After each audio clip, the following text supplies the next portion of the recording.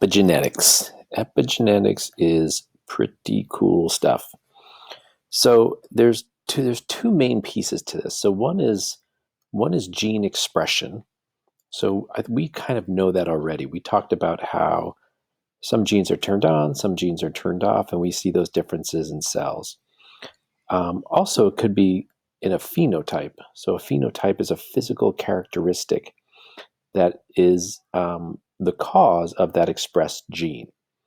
So in these little bunny rabbits, depending on environmental conditions, that can influence the expression of a pigment that makes these rabbits have black ears, black noses, and black little footsies when the weather is colder. And if you can imagine, the advantage of that would be attracting the heat from the sun, absorbing some of that heat, and keeping those parts warm. So that makes sense, right? And then when the temperature increases again, then it turns back to this white bunny. So super, super advantage. And then when it's really warm, that radiation is reflected back and it keeps it warm. So the definition of epigenetics is genetics that's concerned with heritable changes.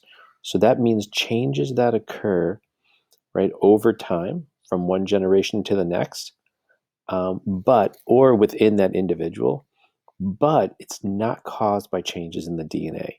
We're not changing the letters at all. All we're doing is changing what genes are turned on and what genes are turned off. However, some of these, let's just draw how this looks. So we talked about nucleosomes and how our DNA can be wrapped around these proteins. Let's just, I'm going to try to draw them real quick. So nucleosomes are these 8 balls. I'm going to draw 2 groups of nucleosomes next to each other. Let's do the DNA red. So the DNA, if you remember, wraps around twice, then it comes around this side, and then it comes to another molecule, comes around the other side, something like that, right?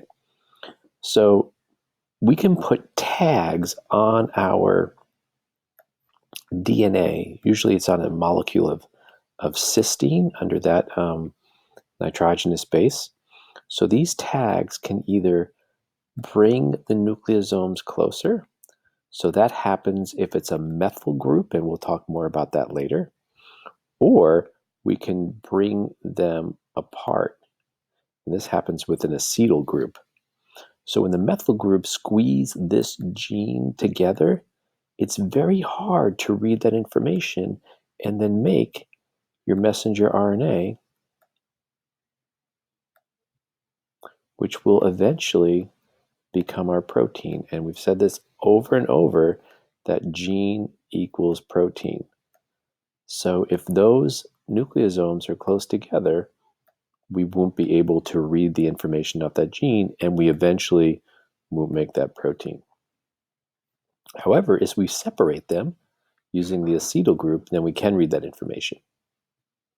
So that's the intro to epigenetics.